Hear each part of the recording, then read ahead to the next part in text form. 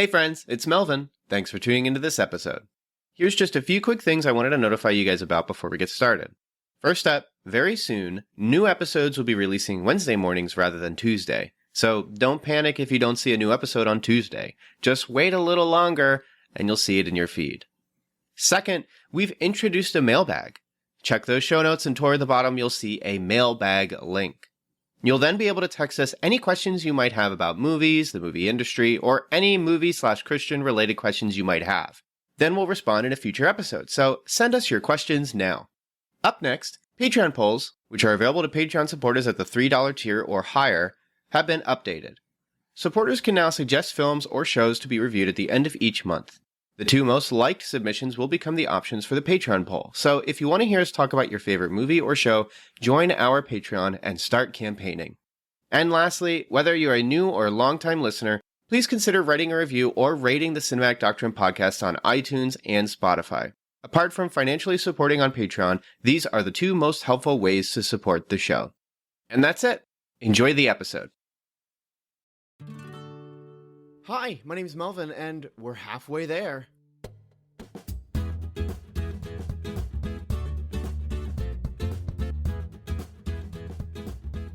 Welcome to Cinematic Doctrine, a Christian podcast service that seeks to encourage and equip Christians to engage and reform the culture of cinema.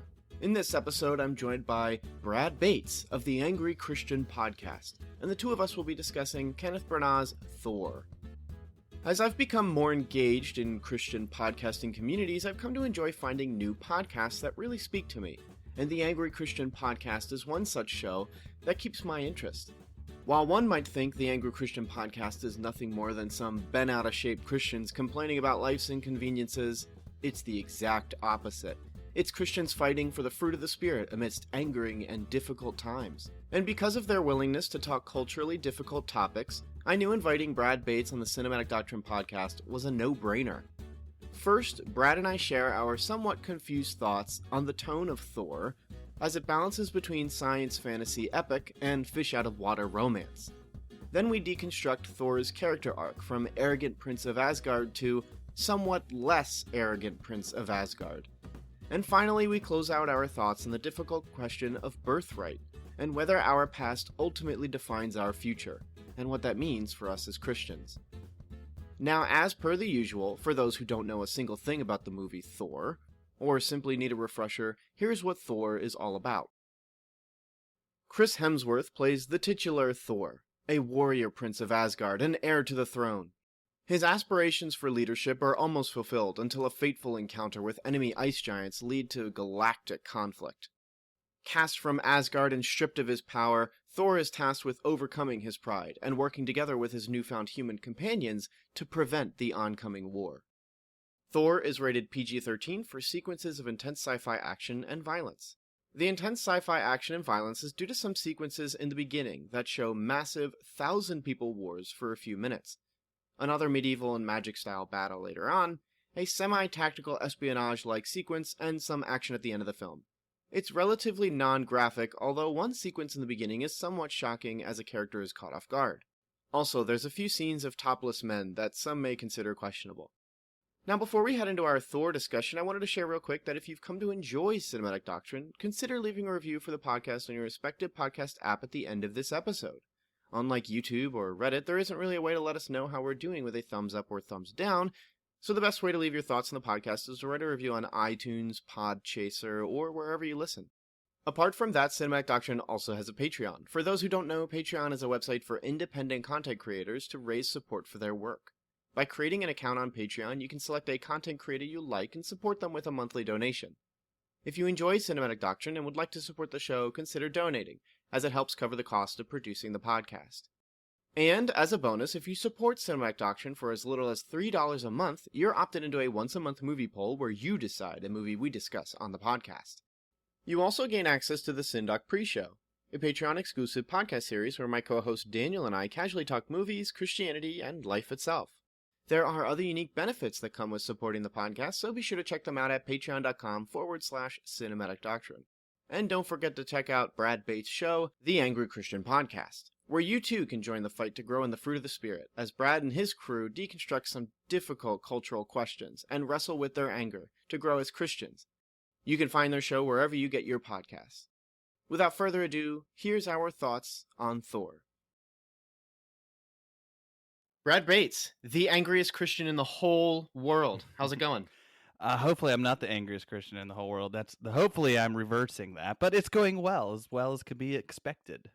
That's so good to hear. I mean, right now there's a lot of like just crazy stuff going on, and we can't use the word or else SEO and algorithms are gonna completely stop us from ever getting this podcast out. But things are crazy, so it's really good to hear that you're doing well. Yeah, healthy. Everybody's doing great. I've still got a job, still got a house, so I feel like I'm blessed and not really much to complain about other than I'm an extrovert, and so not being around people in person kind of sucks right now. So Yeah, it's not easy, but thank goodness for Disney Plus and being able to watch Thor, right? heck yeah, I've watched that with my wife and my kids, and it's a great way to spend a Friday night. Yeah, there you go. So you're coming on over here from the Angry Christian podcast. So why don't you tell us a bit about that? Yeah, so the Angry Christian podcast is something that we started last summer around September, kind of birthed out of a place, mostly from a place inside of me where I had gotten to a place where I realized that I was a bit of an angry Christian and I wanted to address that. And I wanted to address it in some kind of way that challenged people and kind of kept myself accountable. And why not start a podcast? Isn't that how you do it? That's like the perfect thing for like a white man to do is I'm going to start my podcast. Exactly. Because I'm mad. Yeah.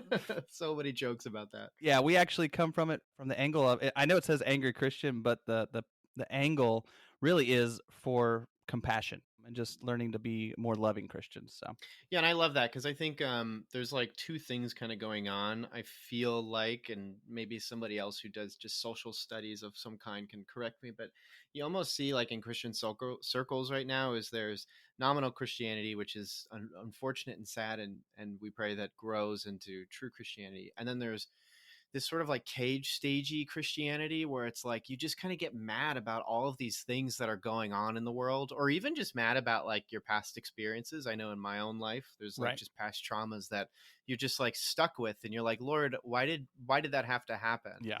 And learning to reconcile that helps you go from like angry to at peace and have joy. And sometimes that's still really hard. Like it's not sin to be angry or uncomfortable. Exactly. But it's like there are ways in which those expressions can be sinful. And so I've really enjoyed how like you guys will just like we were just talking about this, how you dove into just divorce and like the discussion and experience of divorce and how it's affected your life, and listening to you unpack that and like your experience and your willingness to grow in that is really great, which I mean, that's such a good risk to take. And I just really appreciate that. Hey, no problem. And just to clarify, it's not my divorce that we discussed. Yes.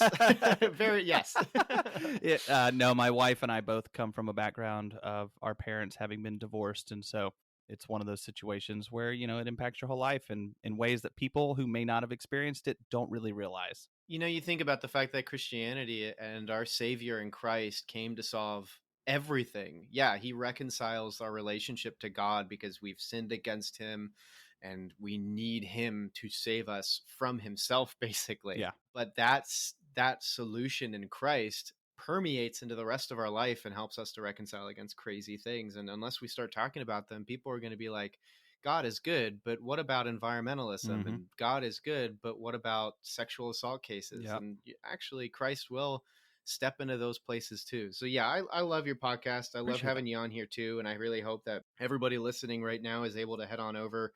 There's going to be a link in the show notes. But, we're here to talk about Thor, of all things. Yeah. And I don't know. What did this, for me personally, this was the first time I've watched Thor probably since the first time I watched it, which was several years ago, I think in prep for when the Avengers was in theaters. But how about you? Was this like your first time coming back to it, or? I think it's maybe the second time I've seen it. I saw it back. I didn't see it in the theaters, but I do recall seeing it pretty soon after it came out. And I know this is like a 9-year-old movie, which I was like amazed. I was like, really? It's that old? But yeah, probably been at least 8 years. I feel like going back into phase one, it's almost like a decade old experience. I've been having that throughout this entire series. Like Yeah. Iron Man was a blast from the past.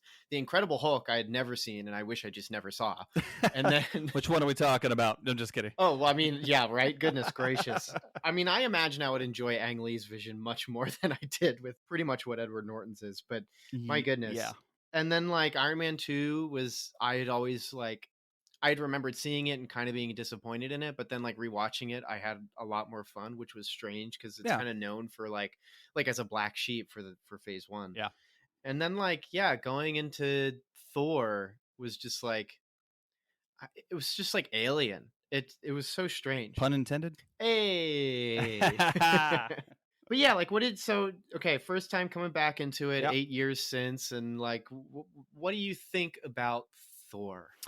You know, I'll be honest, when I was watching it this time, and maybe it's just because it's been so long that I haven't seen it, I noticed some things in the movie that I didn't pick up on before. And maybe it's because I wasn't a huge Marvel fan before all these movies came out. You know, I had comics as a kid, but I wasn't all caught up on the whole various story arcs that exist throughout the comics. And so a lot of the characters outside of the main superheroes were kind of foreign to me. But like watching this, it was interesting to see because, you know, I've seen pretty much all the Avengers and all of the side story movies up to this point, and seeing some of the characters that are in the newer movies being introduced in these older movies. And so I was kind of like, oh, hey, that guy. You know, I thought it was one of those movies, though, that I could have probably done without a lot of the middle part and just had the beginning and the end. Yeah. And that would have probably been better in the long run. The middle part seemed a little disjointed. It seemed a little, I don't know, it seemed like they were trying to turn it into a romance, but there was not a whole lot of romance storyline. It's just like one day Thor's got a girlfriend, you know, and boom. That's the dream. Right. One day I was single, and then the next I had a girlfriend. I wish it was that easy. It was not that easy when I was younger. You know, of course I didn't look like that when I was younger either, so. It's just that hair, man. If you got hair like that, you're good. Although I will say I struggled with his hair in this movie. I felt like it looked too wiggish. And maybe it was just how it framed around his face. I felt like the hairline seemed unnatural to me. I kept, and I felt like his facial hair was like on the borderline of being like an Irishman or a Scottish guy. And that's awesome. And I was just struggling to get past that. And, you know, because you see what he looks like off stage, and his beard isn't that color. And maybe it was just struggling with that. I don't know. Yeah, and even nowadays, he just has it short. I mean, by the time Thor Ragnarok comes along, he just buzzes it. So it's like, whatever. Which I actually even like that better. Yeah, the Thor Ragnarok definitely fixes a lot of the problems that we pretty much see throughout even Thor the Dark World, which God help us when we get there. It was interesting because I feel like there's a lot of things that I thought were interesting with Thor. And then, like, they kind of don't go all the way. Yeah. Like, I think the beginning and the end stuff, so really just talking, like, the first 20 minutes and the last 20 minutes, they feel like a different movie, like you were describing. Like, the middle is very romancy, but there's not much romance. And both are good actors. There's just no chemistry. Right. It's not like anybody who's been listening to this entire Syndoc MCU thing, back when the Incredible Hulk episode, we talked about how there's not really much going on for the actors, and then also there's not much chemistry. In this one, they're both fine actors. Natalie Portman's doing a great job being like infatuated and falling in love with this character. Yeah. But like they just are kind of boring. Yeah. Like, yeah. Nobody's really like, the most interaction they have is Natalie Portman hits Chris Hemsworth with her car twice. Right. But then after that, there's like they're not really hitting on each other. Hey, another pun. You're on a roll. I know it. Oh, Catherine, my wife, is so good at puns. She would be so proud of me. Dad jokes abound. Yeah. Could you imagine, like, my powers of puns will be so much better once I'm a dad? Oh, it's gonna be great. It's gonna be like a huge embarrassment. It's gonna be great. I've got 4 kids and they hate it. That's awesome. Oh man, they're gonna be just like that when they're older. I hope so. It's gonna be so good. Oh man. But yeah, it's just like the middle bit is so, it's like just a different movie. Yeah, it really is. the movie introduces with irritatingly annoying Dutch angles, so you have to tilt your head, but then the next angle is tilted the other way. Yeah. So now you have to turn your head again, and at some point you're just getting dizzy, and then it transports back into Asgard, and you start getting this grand expository scene of Yeah. big fights and like how Asgard controls everything. And you're almost like, okay, if this is exposition, I'm in it. I'm ready to get like this big epic fight and this big war and all these crazy things. And then like you get back to Earth and they've talked about Asgard's going to be in a war now, but you're not getting any like there's no war scenes or espionage after that. Yeah. It's just kind of in a desert town, which like I appreciate that creativity, but it's two, I think, really interesting ideas, like a big epic space war in the MC universe, and then also like a small town, whatever. But it just never comes to fruition. They don't work together. Yeah, and the small town thing too kind of bothered me because there's no real backstory as to why they're even there. Like, it's like, why are you in this little town to begin with? You know, if you're picking up at the Thor movie and you've never watched any of the other movies, you'd be kind of like, I don't understand why they're in this little town. Are they storm chasers? What are they doing? You know, there's no real development of their purpose there to begin with. You know, it opens with them in the vehicle, right? And they're all chasing after this anomaly. So I felt like that part felt disconnected from a lot of it as well. And then just talking about the town has like less of a setting than the town does in Cars. Like when Lightning McQueen shows up at that little town on Route 66 in Cars, it at least kind of makes sense that this little town is there. But then like Right. we're here in Thor and it's just like you said, like they're just sort of there. Are they storm chasers? I'm not really sure. Why do they have all this lab equipment in the middle? How are they getting this internet connection that they must need? And it's Yeah. just the really like it's just alien. And I appreciate a film that has very alien qualities, both in the idea of like a so bad it's good movie like The Room, or even in like a really creative film that just wants to be a statement on a particular thing or just be fun. But like I don't know, like this movie wasn't really that fun and my wife fell asleep. So it's just like Yeah. not only is it ever coming to fruition, there's not even really an uphill, in my opinion. Like, at least when I'm going uphill, it's kind of cool to look around and see the new perspective.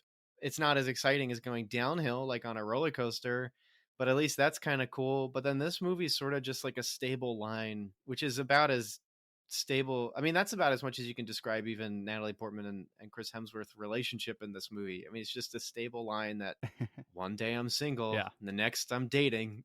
So it's really strange.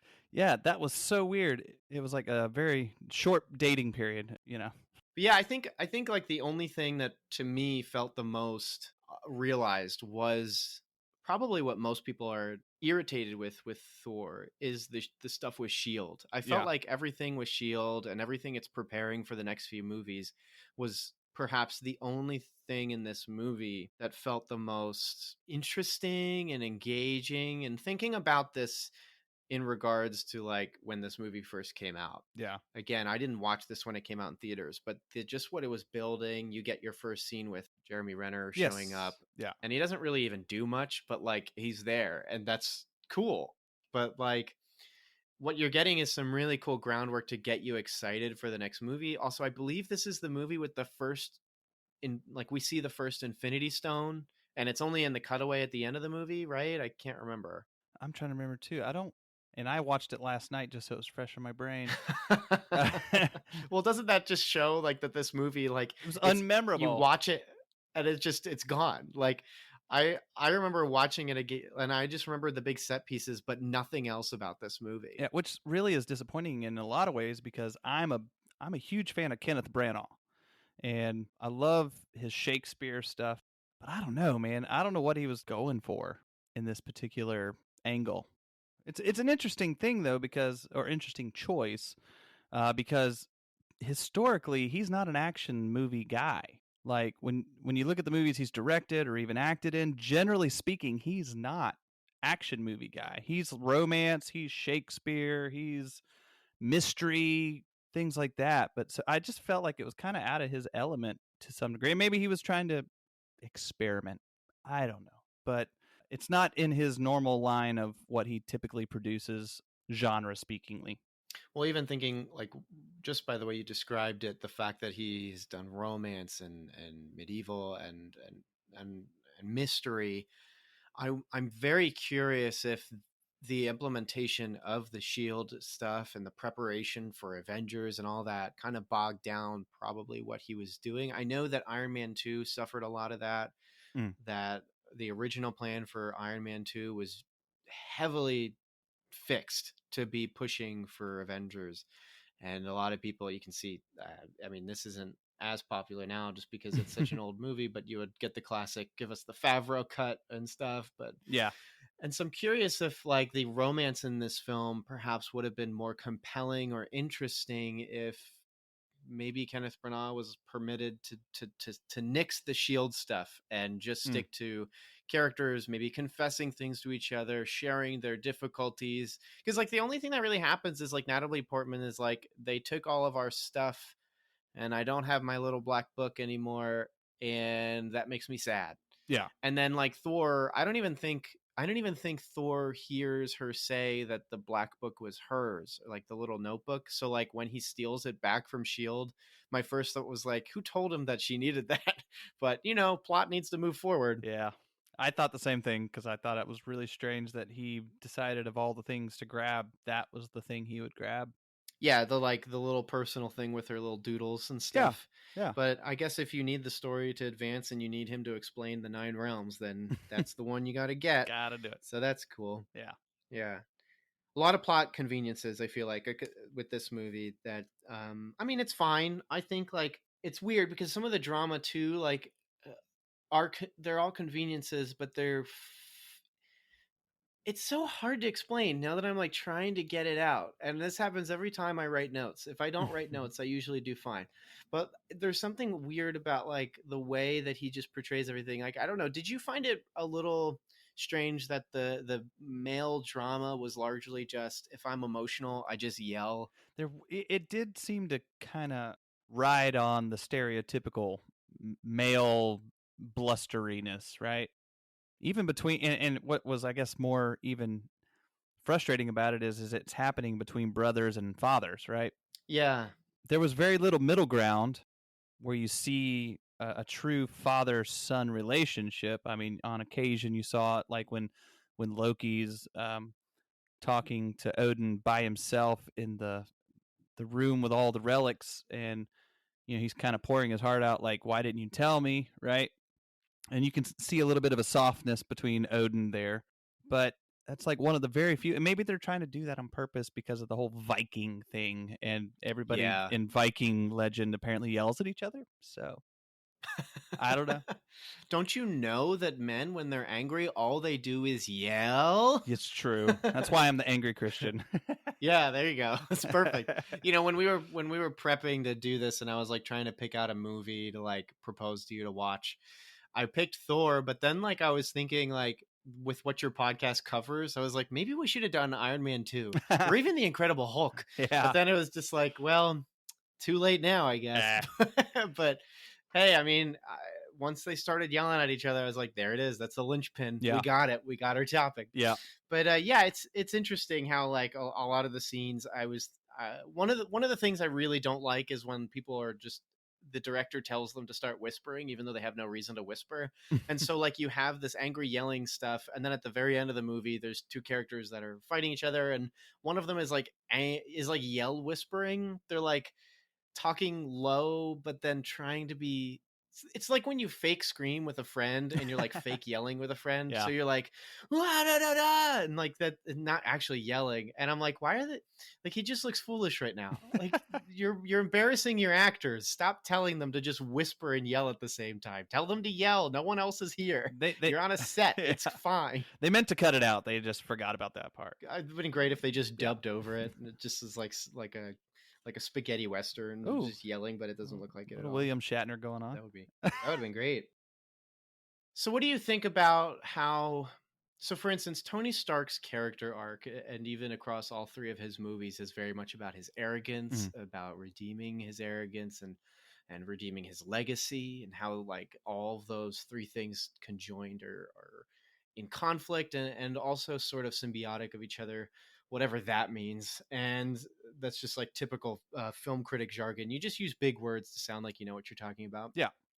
And then in Thor, what we really have is this is a very different kind of arrogance. It's almost like a pride of, I deserve to be king. Like the beginning of this film is he's about to be made king, and then right before Anthony Hopkins, who's Odin, says like, Thor, you're going to be king, like something happens at Asgard. They're getting invaded or by like spies and stuff, and they stop. And so now Thor, who is just about to become king and ruler over Asgard, is still just a prince, is still just a son, is still kind of just a nobody.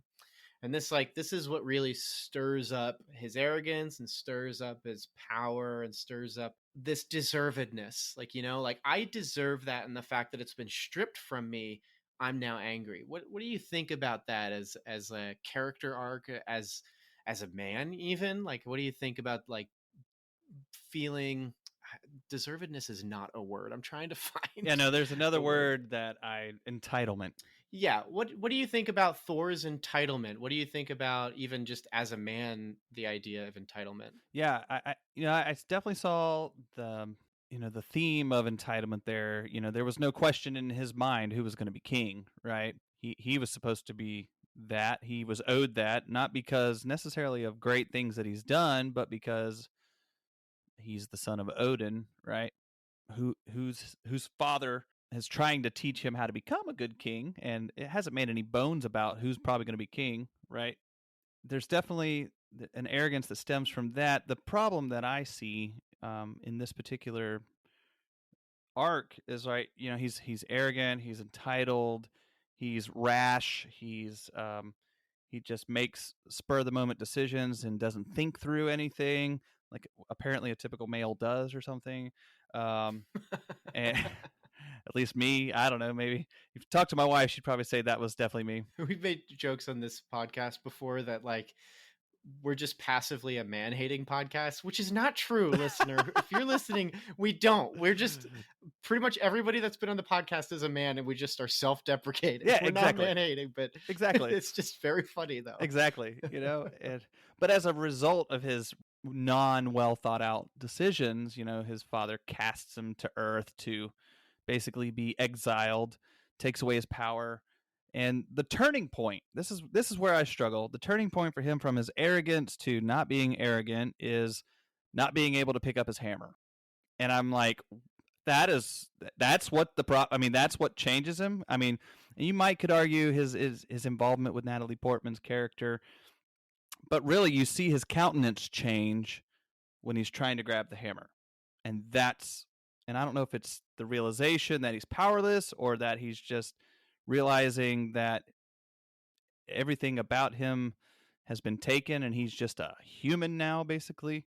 But it just seems kind of a weird moment. It's you're looking at it kind of a King Arthur and the sword and the stone moment here, and they have even the music's building up at that point. Like they're building like, oh, this is going to be it, and then air goes out of the balloon, and he sinks to his knees and has this epiphany, and then he just gives in, right? He just gives up. And that's that.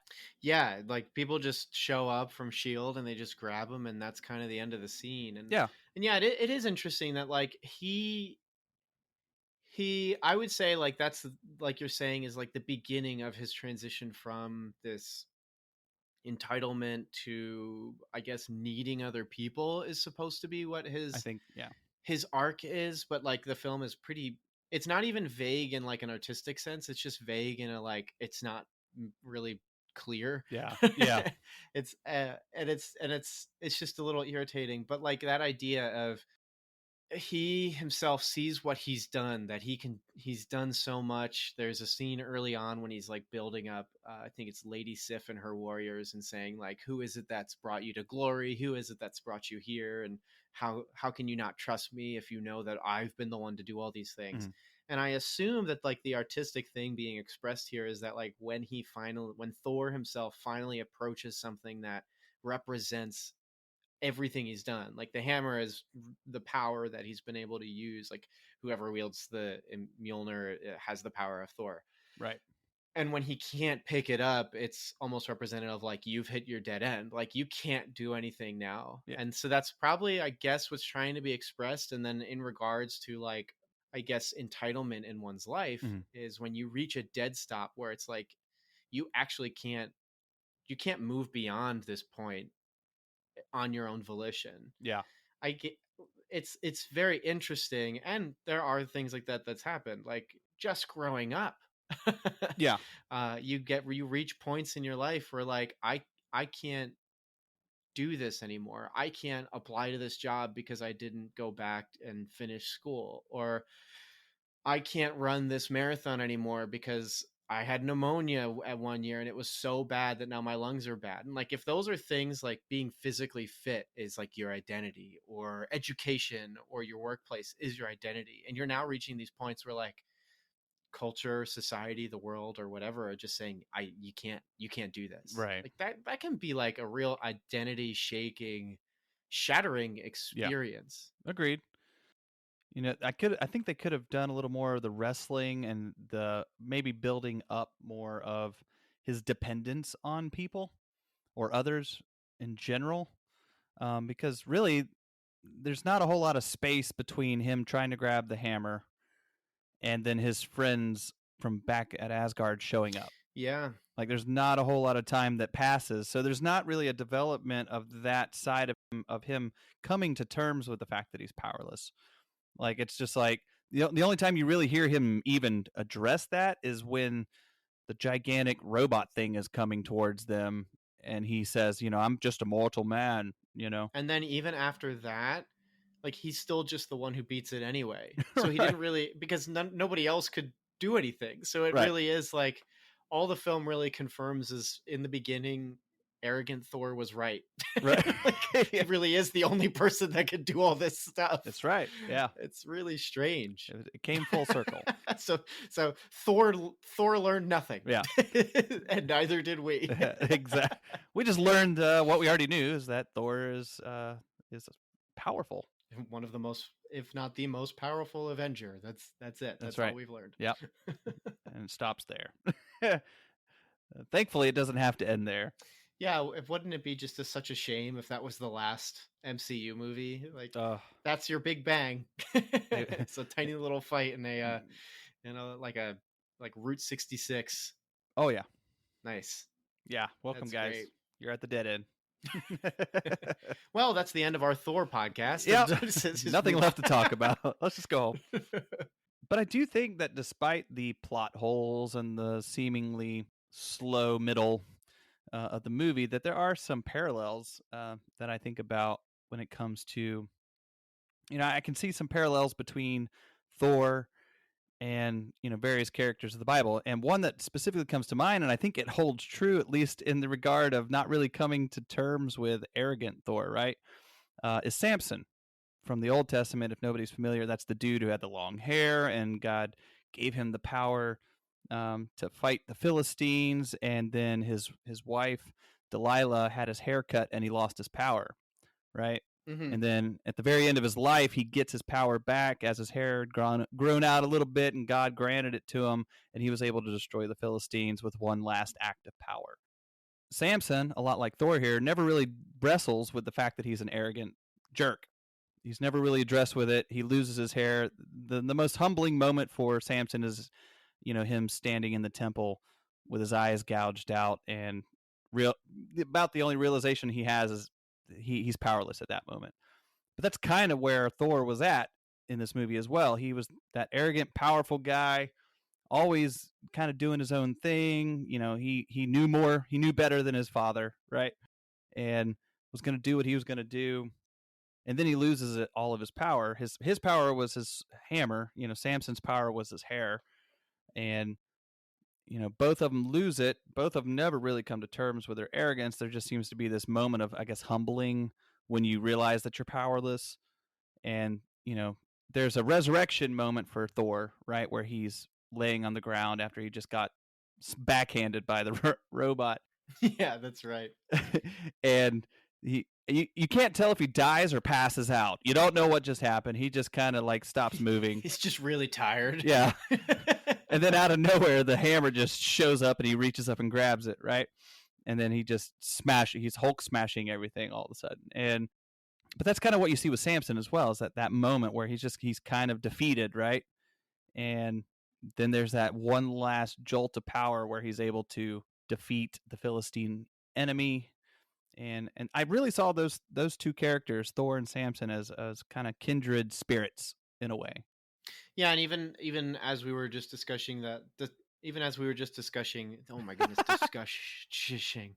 Even as we were discussing, there you go, how Thor doesn't really even learn anything in the end. Like even with Samson, like his declaration at the end is like, "Give me this power back so I can get revenge on the Philistines." Exactly, and it's like his revenge for the things that they've done to him, as opposed to like the Lord building him up for the Lord's thing. Or even thinking about what you were discussing about how Thor gets his power back, he gets the hammer back. Yep. But it's like it was his dad, Odin, who's just like, "I'm going to restrict this power. I'm taking it away from you." In a way, it's only through Odin that he gets the power back to begin with, right? Because Thor has to meet the conditions that Odin whispers into the hammer. Which all that fantasy stuff, like, give me more of that. Just give me so much more of that. Why do we have to do the dumb romance stuff? But yeah, my goodness, I love a good romance, but Thor, a good romance does not make. Like, it's just like, just doesn't work. And then I think vaguely remembering Thor: The Dark World, I think they double down on the romance, and it's like, yes, man, I'm not excited to watch that. It's gonna be a tough one. Yeah, but yeah, it's interesting thinking about like how it's that age-old line, like, absolute power corrupts absolutely. Like, these are people that are so strong, so powerful, they're born into families or they're born for a purpose. In the case of Thor, he's born, like, he's the firstborn, he's going to be king as long as he's still around. Yeah. And then Samson is born to be a judge, slay the Philistines. He's the judge, he's going to rule. And he just is like, I'm so powerful, I can do whatever I want, and basically breaks all of the law. Yeah. You're like, oh my goodness, this guy. Like, anybody listening will remember this from the Samson episode that my wife and I did. But it's just like, this guy was a total scumbag. Oh yeah. Yeah. And Thor isn't nearly as much of a scumbag. No. But, I mean, Thor does start a war, but small things. Yeah, comparatively speaking. Yeah, I mean, in the grand scheme of the universe, like two planets at war doesn't really equate to the 9 realms. So no. It's all right. It's isolated. Isolated. See what I did there? Because they're like ice elf things. Yeah. Third pun's the charm, baby. We're nailing them out of the ballpark. Boom. That's great. No. Nailing them with Thor's hammer. Ooh. There you go. Or a donkey's jawbone. Oh, yeah, donkeys. That's perfect. I love it. So what do you think about... So one of the big things in this film, too, though, is about, like, birthright. And, like, Thor's, of course, his birthright is hoping that, like, I'm going to be king. And then we're always spoiler light with the podcast, but I think this would be the most spoiler we get into it. But, of course, if you've been watching the MCU, you know what this one particular character's general fate is.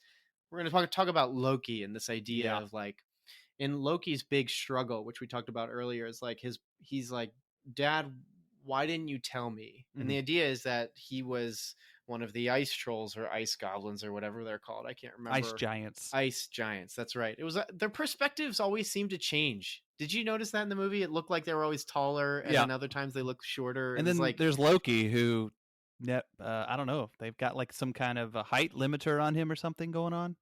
Yeah, because Tom Hiddleston, I think, is tall. I can't remember. It's just he's skinny. So it makes him look taller. But I think he must be half ice giant, because he never gets to the size of the guys that he's supposedly a part of their race. But right, and yeah, that's the thing, is like after the first war that Asgard had with the ice giants, Odin takes one of the babies from the ice giants and raises it as his own. And his hope, of course, is that by showing that we can assume from the exposition that they tell us, because it's a little confusing, but that he wanted to raise this ice giant baby to show like we could have peace amongst the nations. But he never tells Loki this, which is like, you don't wait that long to tell somebody they're adopted. Yeah, because we're talking centuries at this point.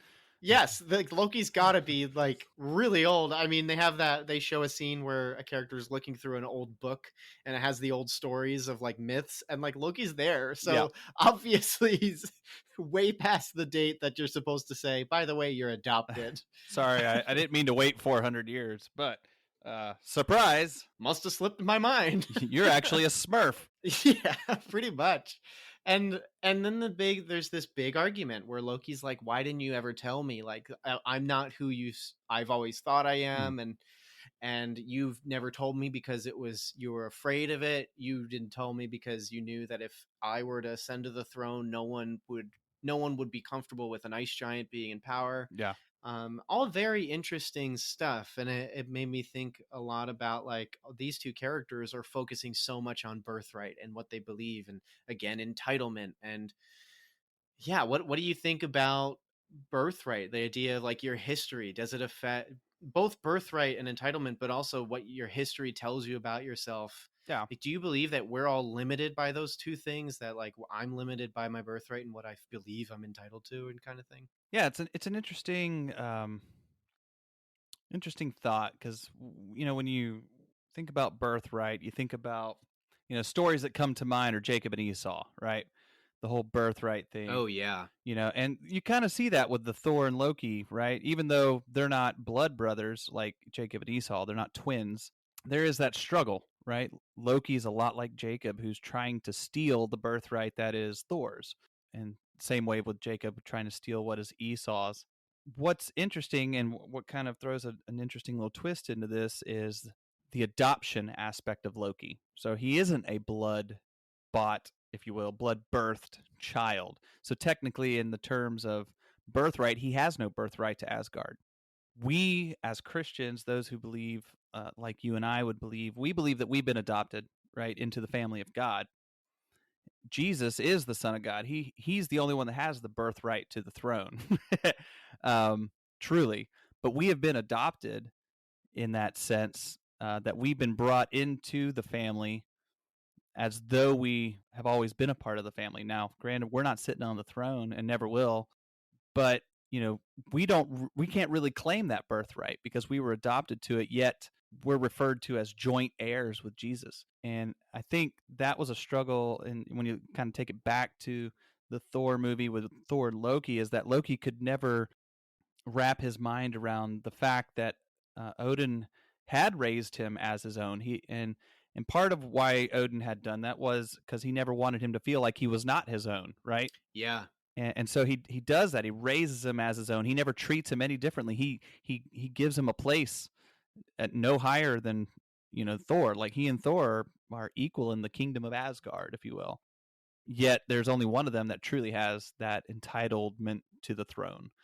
And I think there's a lot of interesting parallels between their interaction with one another and ours as believers in this world as well. And I really like that you brought up the fact that like he's not only adopted, but he really is at equal parts with Thor. Yeah. For the most part, like think of it this way, I've always enjoyed in fiction and even history, like the historical characters of advisors, because advisors always are speaking to the king. They're always communicating to the king, and in some cases heavily influencing the king. And in this particular story, Loki plays a very malevolent advisor because what he's always looking out for is himself. Right. He's always seeking what is his best case. It's almost like a secret equalness in the fact that, like, sure, Thor, if he were to become king, is the one who's going to make the decisions, but his advisor is the one that multiple advisors. Most kings have multiple. In fact, I believe in Proverbs, it's encouraged, like, a king without advisors is just like not a king, like just not making as many decisions as they appropriate decisions as they should. Yeah. Wise counsel. Read Proverbs like I guess 3 weeks ago. Yeah, wise counsel. So I can't even pull the verses out. But one of the many things that I wish I could do now, tangents as I do, is just to be able to draw verses out, just like nobody's business. Like, it's always a joy to me to speak with someone who just has like the scripture written in such a direct way. I'm much more of a, there's concepts and ideas guy, but maybe that's just because I'm a movie dude and I think about visuals, but I think I found the scripture you're talking about. It's Proverbs 11:14, where there is no guidance, a people fall, but in an abundance of counselors, there is safety. Yeah, and like sometimes you just don't get all of the perspectives that you need on making a decision. I think one of the things I've experienced leading this podcast, communicating with other podcasters, meeting with people in our Syndoc Facebook group and communicating is encouraging people to patiently listen to others before making a decision or even a declarative statement. In fact, something I often encourage against is declaring things as absolutes apart from, Christ is king. I'm a sinner and I need Christ. The Lord has chosen his people, things like that. Right. But beyond that, it's like you really do need to step out and understand, like, there's a lot more to a decision, but that's a bit besides the point. Point being, though, like, is this idea, like what you said, is Loki's brought into the family and he's at basically equal footing as Thor. And in a way, one of the things that's blown me away as a Christian, and the more I learn about Christ as who he is and what he is to us and what is imparted to us through Christ, is that like we are co-heirs with him, and co-heirs get the same thing. Yep.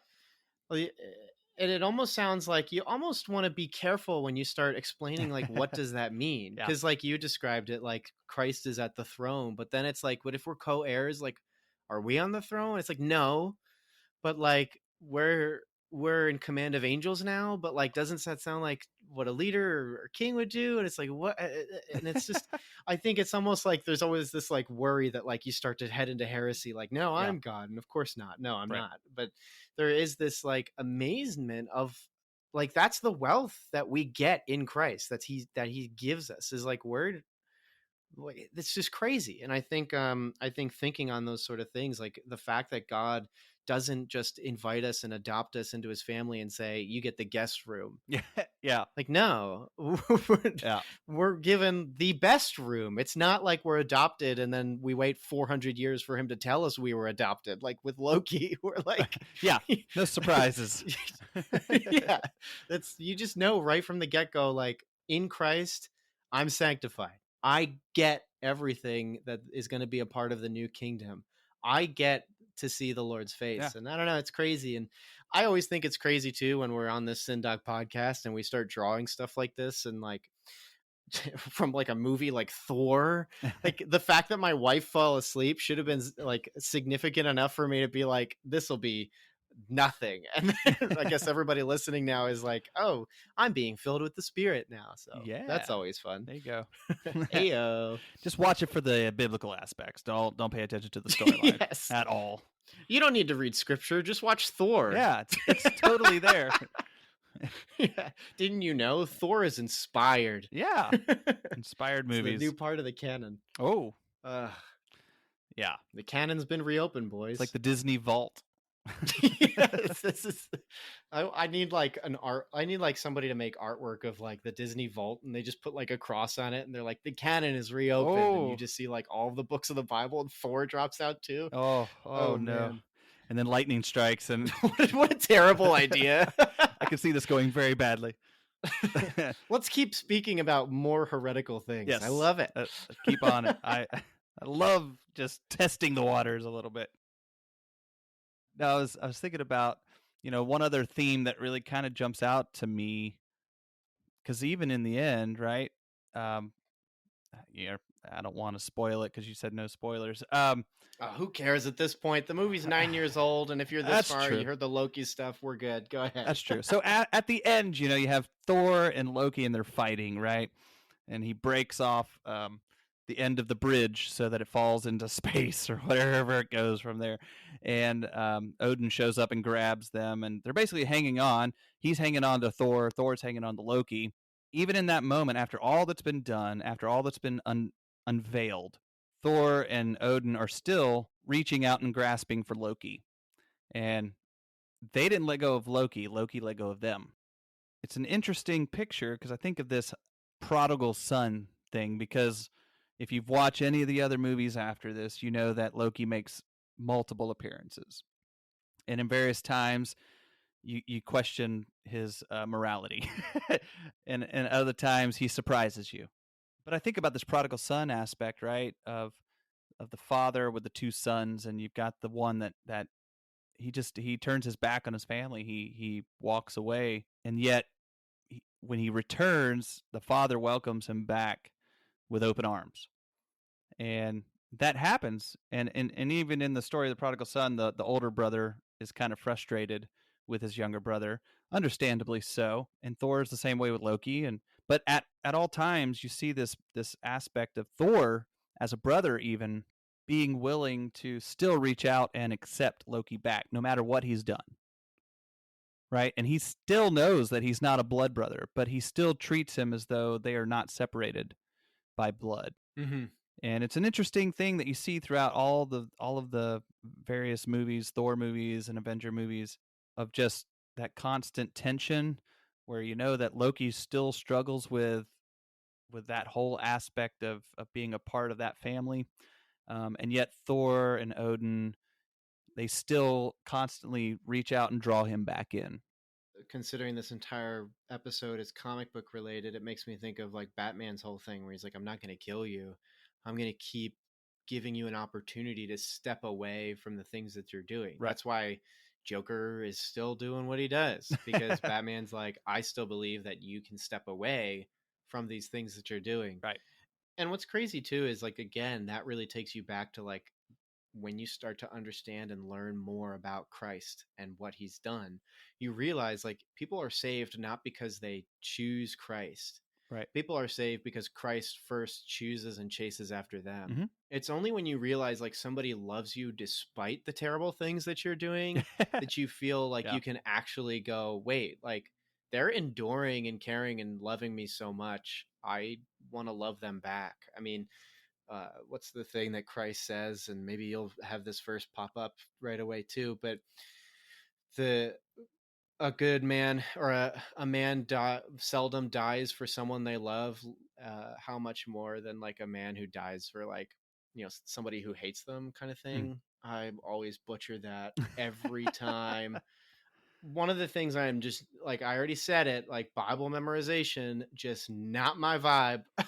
But like if Odin and Thor just decided, okay, Loki's just bad and just like backhanded him, or like you said, just let go, like Loki can't do anything. Nope. Maybe canonically he could because he's got magic, but narratively speaking, he just can't do anything. Like he's been rejected. There's no way he can come back. I mean, at what point could he be good enough for them to trust him if they weren't already extending the hand? This is why it's so important to also forgive people, like for us to now go ahead and forgive people, because if somebody wrongs you or me, like it's very easy to be spiteful and angry and filled with hate about them. And arguably speaking, if somebody wrongs you, there's almost like a right to be that way. But in reality, no, because like you're just as bad. Like let he without sin cast the first stone kind of thing. Yeah. But when you choose to be filled with spite and anger, the question can be posed like, well, when is enough enough? Like are they absolved from your quote unquote justice? Most people will say like never. And some people might give an answer and maybe this person goes ahead and fulfills whatever conditions that they need to meet. And you still will have this heated anger and bitterness about it. You might be able to sit at the same table, but you can't go without having a passive remark. I mean, goodness gracious, my wife and I are watching Gilmore Girls right now. And it's like every dinner scene is they're just like so passive aggressive and it's equal parts entertaining and also just very sad. And very reminiscent of family times, right? Yes, yeah, throwback. Gosh, it's great to watch my own memories put on television, right? But just kidding. I have a very good relationship with my parents, good dinner table. I mean, good. Probably as bad, as healthy as a relationship as you can in a sinful world. Yeah, like you really do have to be the one to forgive somebody first for them to then almost feel safe enough to go, I can probably do the right thing. It is that dynamic. Like you see, like these two people are holding him. And like you said, he's the one who just chooses, I'm just going to let go. Yeah. And you can see the struggle on their face with it because, they're trying to, even after that moment, there's a scene later after that where he's talking with, I believe it's his mother. And he even brings it up then of how he misses Loki. and it's like, how do you miss the guy that basically tried to usurp the throne from you and try to have you banished to the other side of the galaxy and blame everything on you? Yeah, and now you're going, I miss that guy, and it's like, okay. So not only has Thor learned nothing, he's an idiot. Yeah. he still keeps stepping in it. I don't understand. Movies and movies later, he still keeps stepping in it. And I know we're not talking about those other movies, but you do see that eventually play out, where that constant reaching out to Loki pays off. And we're not talking about those movies in this particular instance, but there is one of the movies later down the trail where you do see a side of Loki where he legitimately thinks of somebody other than himself. And you're like, whoa, this is not the Loki we've come to know. Which is probably why everybody really enjoys him. Like, I think the thing that had always been enjoyable about the MCU, and like, man, just thinking back to just the experience of like phase 1 and then especially in phase 2, was even in their worst movies, most memorably seems to be Thor the Dark World. Although I don't know, man, after Incredible Hulk, I'm like, Thor the Dark World is like Citizen Kane. But like, people would always go, well, at least it's got Loki. Like, Loki has always just been like this, not just a great performance from Tom Hiddleston. I think he's doing just a fantastic job, but also as a character, I think, because there's always this question of like, what is he thinking? Like, if is what he's saying is true or not? And then also the struggle, because like we're talking about here, like, there is, when he is in that scene of falling down, which I guess is falling into space, so theoretically it's not down, but whatever. Man, Asgard breaks my brain every time they show it. Like, where's the water going? I don't know. It's just falling, but like, is it in space? Yeah, why not?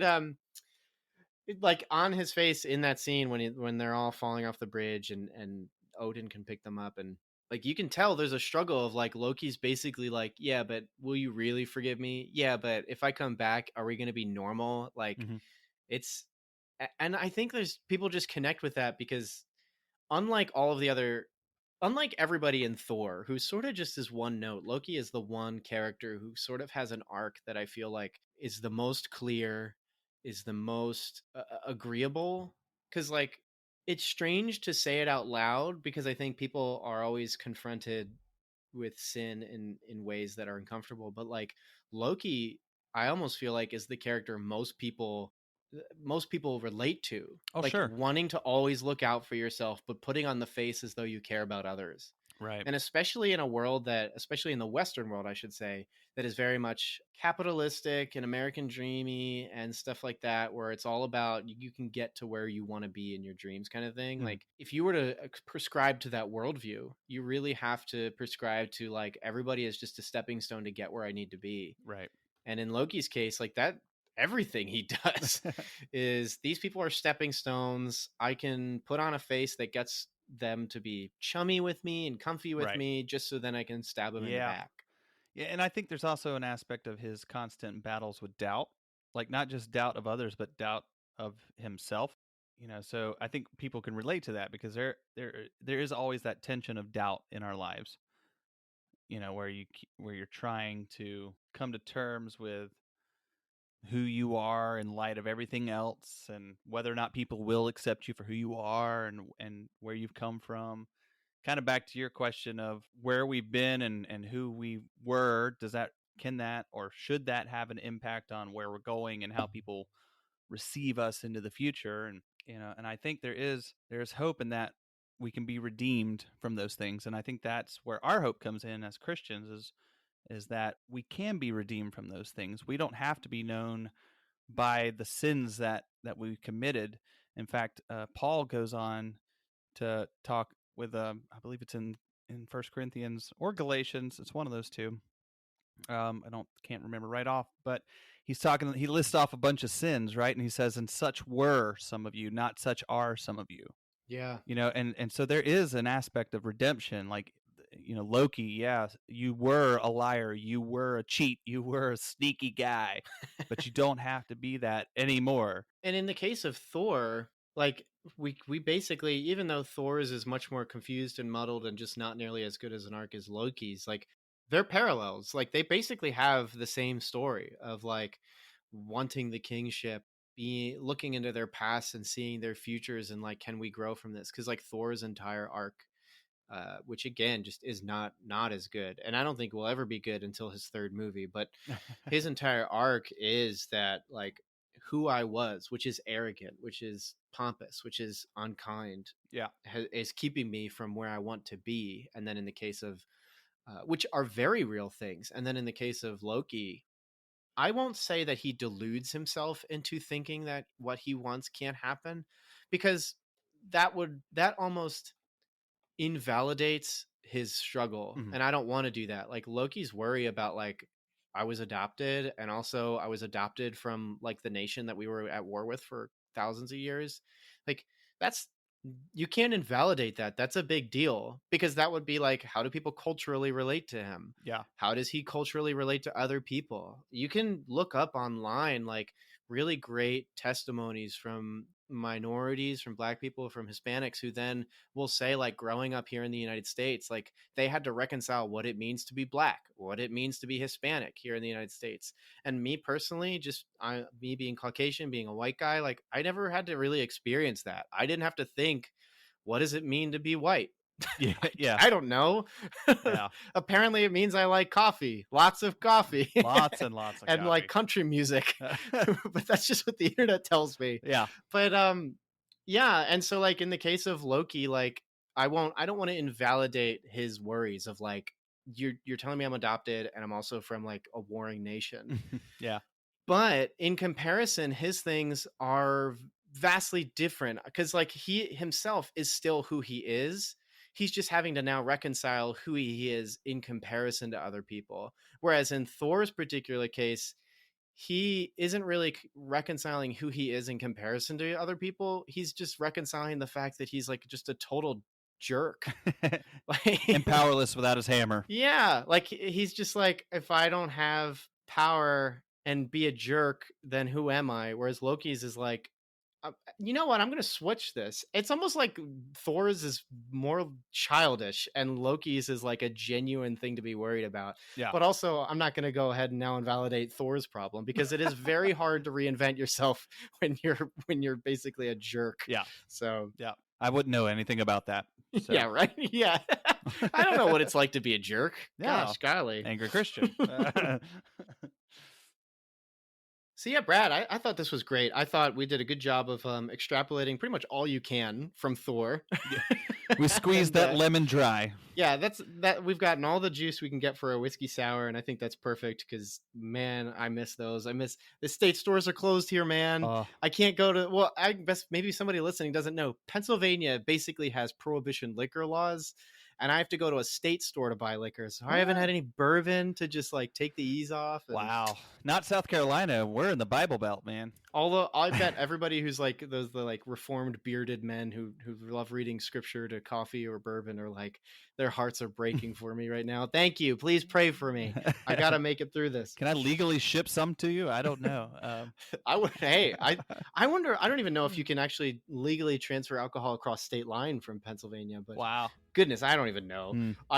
Whatever. It doesn't matter. Beers, I can still get beer. Yeah. But that has nothing to do No. with closing this episode out. Not at all. That is entirely to do with the fact that we're not Baptists. That's right. Brad, thank you so much for coming on to the podcast. It's been a joy listening to your podcast. And why don't you go ahead and tell everybody where you're at? Yeah, so we are the Angry Christian Podcast, but oddly enough, you'll find us at eagerfortruth.com. We do have a link to our podcast there where you can go out and find our shows. And we started a new one called the Angry Christian Blogcast, where we are actually audiofying, if you will, some of our blog articles that we have out there. So you can find that there at Eager for Truth as well. Awesome. I'll have a link down there in the description as well for that, so that any of you guys can check it out. And Brad, it was a pleasure. Yeah. Thanks for being on. Yeah, man, I appreciate it. It was fun. Thanks so much for tuning into this episode of Cinematic Doctrine, and thanks so much to Brad Bates of the Angry Christian Podcast for joining me on this episode. And don't forget to check out his podcast and join the fight to grow in the fruit of the Spirit, as Brad and his crew deconstruct some difficult cultural questions and wrestle with their anger to grow as Christians. Now, if you've seen Thor, what did you think of it? Is this film a pretty cool taste of what's to come in the cosmic canon of the MCU, or did this film put you to sleep like it did my wife? If you're listening on Cinematic Doctrine's website, let us know in the comments below, or shoot us an email to cinematicdoctrine@gmail.com. If you enjoyed this episode, consider leaving a review for the podcast on your respective podcast app at the end of this episode. Unlike YouTube or Reddit, there isn't really a way to let us know how we're doing with a thumbs up or thumbs down, so the best way to leave your thoughts on the podcast is to write a review on iTunes, Podchaser, or wherever you listen. And as mentioned before, Cinematic Doctrine also has a Patreon. For as little as $3 a month, you're opted into a once-a-month movie poll where you decide a movie we discuss on the podcast. You also gain access to the Cindoc Pre-Show, a Patreon-exclusive podcast series where my co-host Daniel and I casually talk movies, Christianity, and life itself. There are other unique benefits to supporting the podcast, so be sure to check that out at patreon.com/cinematic doctrine. A special shout out to those who supported the Art House Theater tier on Patreon. Thank you so much, Mom, Dad, and Melanie. You guys are the best, and your continued monetary support is greatly appreciated. All of this will be available in the show notes. Until next time, stay cool. Want some Cinematic Doctrine swag? You're in luck! We've got 3-inch Cinematic Doctrine logo stickers exclusive for Patreon supporters. Perfect for your travel mug or laptop. Head over to patreon.com/cinematic doctrine, link in the show notes, and choose the independent theater tier. Doing so will net you other perks too. But let's be real, the podcast stickers are the coolest perk. So get yourself some podcast stickers by supporting on Patreon.